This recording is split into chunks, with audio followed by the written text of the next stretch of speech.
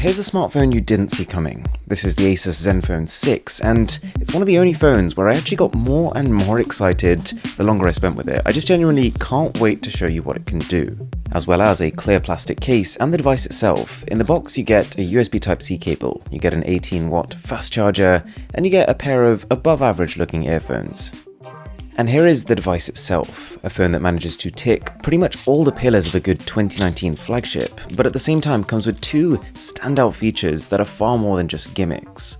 My first impression was positive. I don't think it's going to win any beauty awards with its squarish aesthetic, but the phone is encased in glass and definitely feels every bit as nice as the devices it's up against. So one thing I'm thankful for is that as well as doing a couple of crazy things which I'll come to, Asus has made sure they ticked the key boxes. It's using the Snapdragon 855 chip and up to 8 gigs of RAM, so it's up there with the most powerful phones in the world right now.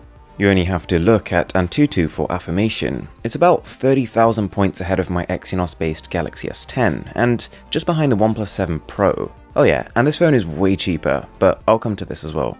You've got that headphone jack, you've got stereo speakers on the bottom and the front, and it actually comes with a triple slot tray, so you can load 2 SIM cards at the same time as a micro SD card. Okay, so 2 features. This phone has 2 flagship features that I'd say are compelling enough reasons to want one.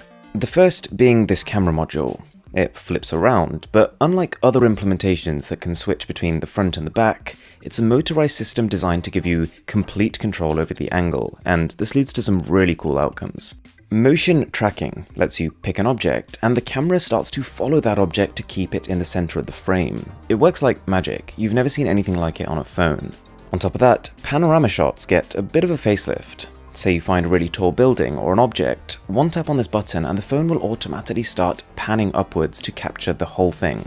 Oh yeah, and the flip side of this is that you can do the same in landscape mode. The resulting resolution of these shots, 13,440 by 2048. Quite impressive. You can also use the volume keys to adjust the camera angle manually, but I do wish that the module had a constant acceleration. The actual motion is a little juddery, so that kind of restricts what you can do with it. More importantly though, this is thankfully not just a funky looking camera setup, it's actually a really capable one too. The main camera is 48 megapixels, based on the same IMX586 sensor as the OnePlus 7 Pro. You get really powerful high dynamic range and a great looking night mode, which actually takes 16 raw photos and meshes them together. I did a couple of side-by-sides with the OnePlus 7 Pro, and well, let me know what you think. Anyways, that second camera is a 125-degree ultra-wide, and to be clear, 125 really is ultra-wide. It's even wider than the S10's 123, but things get even better. The additional benefit of having this motorized setup is that anything you've got on the rear camera, you can also have on the front, with a couple of exceptions. So that means you get the ability to take mega-wide selfies, you get a laser focus system, which many phones' rear cameras don't have, and you can record 4K video at 60 FPS on the front. The quality blew me away. To give you an idea of the quality, this clip right here is being filmed on the phone's front camera in 4K resolution. Oh yeah, and you saw how stable that footage was, right? That's pure electronic stabilization. This phone doesn't have OIS at all, and yet it somehow pulls it off. Also, I'm not exactly sure how useful this is, but because you can stop this camera module at any angle, you can also use this phone's camera as a periscope. You could technically peer around corners, or even be looking down and seeing on your phone screen what's actually in front of you. You do miss out on a telephoto lens, but Asus have said that they'll be adding a 2x lossless zoom via a software update, but we will have to wait and see on that one. You also get this smart key at the top of the phone, which on one hand is a bit of a stretch to reach, but at the same time it's a completely configurable button. You don't see that very often.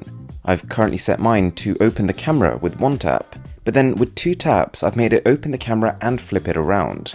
The second headline feature this phone comes with is a 5000 mAh battery. So for some perspective, that's over 10% larger than the behemoth cell on the Galaxy S10 5G, which by the way also has a much larger display. And this is the kind of capacity where it's not a question of whether you're going to get through a day, but whether or not you can get through 2. It can reverse charge other phones with 10 watts of power, and it itself charges with 18 watts. Mind you, that's not super fast considering we've had phones like the OnePlus 7 Pro just launched with 30-watt charging, but there is a reason. Faster charging batteries need a thicker separator in between their anode and cathode, so essentially they end up taking more space. So this slower charging speed is the only way Asus has managed to fit this monster cell into a body that's not too monstrous. The phone also has a 6.4-inch display that fills pretty much the whole front of the phone. It's a Full HD Plus LCD though, which didn't exactly have me jumping up and down in excitement. But it is better than the specs suggest, just not as bright as some of its OLED counterparts. Zen UI 6, the software on the phone, was also a nice surprise. It's much closer to a pure Google aesthetic, and it shows a company that's really listening to what people want. It's based on Android 9, and whilst it's not functionally too different from past versions, you do get some reachability features as well as a dark mode. I like that there's a built-in screen recorder, as well as an outdoor mode, which lets your speaker rack up another 20% volume at the cost of a bit of distortion. Asus is also promising an Android 10 update in the second half of the year. Okay, so a couple of other things worth mentioning about the Zenfone 6. To keep the cost down, there is no IP rating and no support for wireless charging. Neither are deal breakers for me, but still worth bearing in mind. The other thing is pricing, and right now I only have the price in euros, but it's going to start at $499. That's quite a bit cheaper than even the base standard OnePlus 7, the non-Pro model, so this is exciting. If you enjoyed this video, a sub would be massively appreciated, and as always, my name is Aaron, this is Mr. Who's the Boss, and I'll catch you in the next one.